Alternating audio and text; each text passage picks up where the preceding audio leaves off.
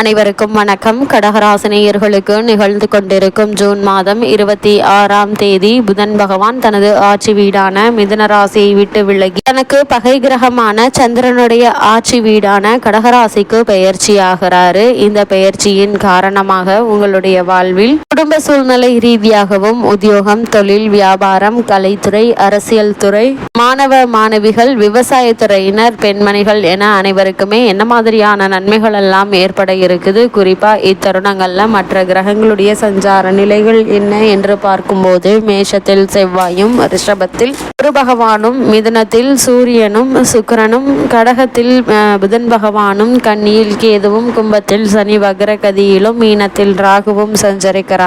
இந்த கிரகங்களுடைய சஞ்சார நிலைகளின் காரணமாக மேலும் என்ன மாதிரியான முன்னேற்றங்கள் எல்லாம் உங்களுடைய வாழ்வில் ஏற்பட இருக்கு என்பது குறித்தான முழுமையான பதிவு தான் இந்த வீடியோல நம்ம விரிவா பார்க்க போகிறோம். இதற்கு முன்னாடி புதன் பகவானை பற்றி சற்று விரிவாக தெரிந்து கொள்வோம். புதன் பகவானை பொறுத்த வரைக்கும் ஜோதிடத்தில் புதனை வித்தைக்காரகன், வித்யாக்காரகன் என்று சொல்வார்கள். அதே போல பொன் கிடைத்தாலும் புதன் கிடைக்காது என்றும் சொல்வார்கள். அதாவது இந்த இடத்தில் பொன் என்பது செல்வத்திற்கான அதிபதி குருவை குறிக்கும். ஜாதகத்தில் குருவினுடைய பலம் இருப்பதை விட புதன் பலமாக இருக்க வேண்டும் என்பதையே சூட்சமமாக குறிப்பிட்டுள்ளனர். கல்வி, கலை, வித்தைக்கு அதிபதி புதன் கிரகம் ஆவாறு. எந்த ஒரு விஷயத்தையும் கண்ணால் பார்த்தவுடன் அதை கையால் செய்வதற்கு புதனுடைய அனுகிரகம் வேண்டும். கற்பதற்கு சென்ற இடமெல்லாம் சிறப்பு. நன்கு படித்தவர்கள் கை நிறைய சம்பளம் வாங்குவதை கண்கூடாக பார்க்கிறோம். நம் வாழ்க்கை அடிப்படையாக கல்வி செல்வத்தை வழங்குபவர் புதன்.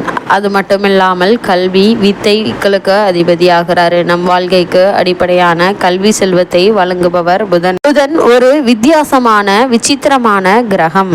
செவ்வாயை போலவே புதனும் இரு அதிபத்திய கிரகம் ஆகும். ஜோதிட ஆச்சாரியமாக மிதுனத்தில் ஆட்சி பெறும் புதன் ஆட்சி வீடான கன்னியில் உச்சம் பெறுகிறாரு. மீனத்தில் நீச்சம் அடைகிறாரு. அறிவு, ஞானம் இரண்டுக்கும் இவரே அதிபதியாகி படிப்பறிவு, பட்டறிவு இரண்டையும் மனிதனுக்கு உணர்த்துகிறாரு. விஞ்ஞானம், மெஞ்ஞானம் இரண்டிற்கு காரணமாகிறாரு. புதன்கிழமை என்றில்லாமல் நவகிரக புதனை என்று வேணாலும் நாம் தரிசிக்கலாம். புதன் பகவானை பொறுத்தவரைக்கும் அவர் சந்திரனுக்கும் தாராதேவிக்கும் பிறந்தவர் புதன். குருவினுடைய மனைவியுடன் இக்குழந்தை வளர விரும்பாத குரு சந்திரனிடம் அக்குழந்தையை ஒப்படைத்தார். சந்திரனும் அக்குழந்தையை தன் 27 மனைவிகளிடம் ஒப்படைக்க அவர்களின் ரோகிணி மற்றும் கார்த்திகை மட்டுமே அதிக அன்புடன் வளர்க்க மற்ற மனைவிகளாலும் தட்ச பிரயாதிபதியாலும் சந்திரன் அடைந்த சாபங்களும் சிவபெருமானால் சந்திரன் மோட்சமும் அடைந்தார். ரோகிணி, கார்த்திகை இருவரும் புதனை அன்புடன் வளர்க்க ரோகிணியிடம் மட்டும்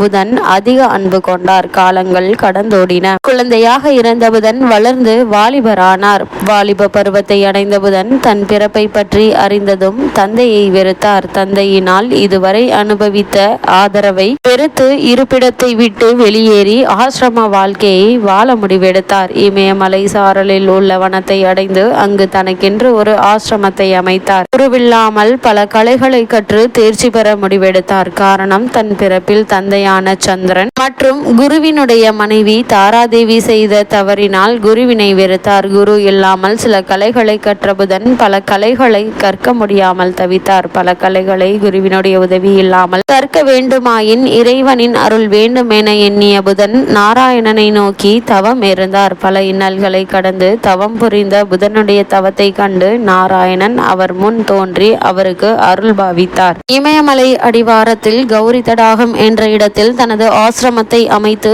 நாராயணன் அருளால் குருவே இல்லாமல் சகல கலைகளையும் புதன் கற்று தேர்ந்தார். கலைகளால் பல உயரத்தை அடைந்த புதன் பிறப்பால் பல அவமானங்களை சந்தித்த புதன் தன் தந்தையான சந்திரனுக்கு பின்னால் தனக்கு வரவேண்டிய அனைத்து அரச பதவிகளையும் துறந்து ஆசிரம வாழ்க்கையை மேற்கொண்டார். புதன் தன் தந்தையான சந்திரனை வெறுத்து ஒதுக்கினாலும் பதவிகள் துறந்து ஆசிரம வாழ்க்கையை வாழ்ந்தாலும் சந்திரனின் அழகின் பாதியை கொண்டவராக இருந்தார். சகல கலைகளையும் கற்று அழகிய உருவமைப்பை கொண்ட புதனை கண்ட தேவமாதர்களில் ஒருவர் அவரிடம் தன் மனதை பறிகொடுத்து தன்னை ஏற்றுக்கொண்டு தனக்கு இன்பத்தை அளிக்குமாறு வேண்டினால் தன் பிறப்பினால் ஏற்பட்ட அவமானங்களை இனி எந்த ஒரு குழந்தையும் அனுபவிக்க கூடாது என்று எண்ணி அந்த தேவமாதர் எவ்வளவு வற்புறுத்தியும் மனம் இறங்காமல் இருந்தார் புதன். வேண்டுகோள் விடுத்த தேவலோக மாதுவை புறக்கணித்ததால் கோபம் கொண்ட தேவலோக மாது புதனை இனி அழியாக போகும்படி சாபமிட்டால் எந்த தவறும் செய்யாத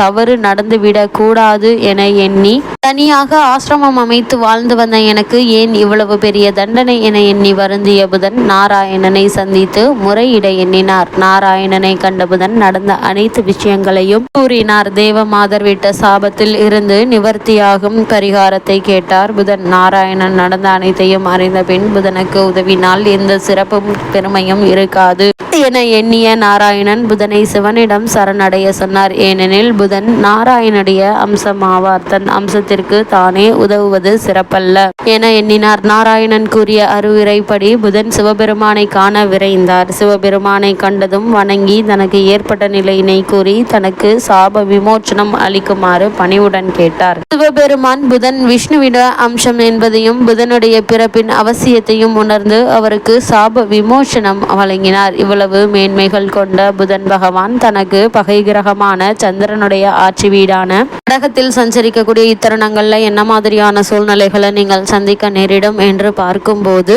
அவர் உங்களுடைய ராசிக்கு 3 மற்றும் 12 ஆகிய இடங்களுக்கு அதிபதி ஆவாருங்க. விரயஸ்தானத்திற்கு அதிபதியான புதன் உங்களுடைய ராசிக்கு வரும் வேளையில் அனைத்து காரியங்களிலும் விரயங்கள் அதிகரிக்கும். என்ன மாதிரியான முயற்சிகளை நீங்கள் மேற்கொண்டாலும் அவற்றில் உங்களுக்கு வெற்றி கிடைப்பதற்கான சாத்தியக்கூறுகள் அதிகம் இருக்குது. நினைத்தது நிறைவேறுவதில் தாமதம் ஏற்படுங்க. உத்தியோகத்தில் நீண்ட தூரத்திற்கான மாறுதல்கள் கிடைக்கக்கூடிய ஒரு தருணமா அமைஞ்சிருக்குதுங்க. கணவன் மனைவிக்குள் ஒருவரை ஒருவர் புரிந்து கொண்டு செயல்படுவது மிக மிக நல்லதுங்க. மாமன் மைத்துனர் வழியில் ஏற்படும் மங்கள நிகழ்ச்சிகளை முன்னின்று நடத்துவீங்க. அதே போல வெளிநாடு செல்வதில் இருந்த தடைகள்கள் அகல இருக்குது. புதிதாக வெளிநாடு சென்று பணியாற்ற வேண்டும் என்ற விருப்பம் இருந்தாலும் அதற்கான முயற்சிகளை தற்போது நீங்கள் தாராளமாக மேற்கொள்ளலாங்க. சிறு முயற்சியிலே உங்களுக்கு வெற்றி கிடைப்பதற்கான சாத்தியக்கூறுகள் அதிகம் இருக்கு என்பதை கிரகநிலைகள் அறிவுறுத்தது. கடகராசியை சேர்ந்தவர்கள் குறிப்பாக பொது வாழ்வில் உள்ளவர்களுக்கு எதையும் சிந்தித்து முடிவெடுப்பது மிக மிக நல்லதுங்க. அதே போல வியாபாரம் தொழில் செய்பவர்களுக்கு கூட்டாளிகளினால் கவலை ஏற்படுங்க. உத்தியோகத்தில் உள்ளவர்களுக்கு மாற்றங்களும் ஏற்றங்களும் வரலாங்க. கலைஞர்களுக்கு எதிர்பார்ப்புகள் தாமதப்படுவதற்கான சாத்தியக்கூறுகள் அதிகம் இருக்குது. கடகராசி சேர்ந்த மாணவ மாணவிகளுக்கு மறதி அதிகரிக்குங்க. பெண்களுக்கு கரைந்த சேமிப்புகளை ஈடுகட்ட புதிய வழி பிறக்கக்கூடிய ஒரு தருணமாகவும் இக்காலகட்டம் அமைஞ்சிருக்குதுங்க. கடகராசினியர்களை பொறுத்த வரைக்கும் இந்த புதனுடைய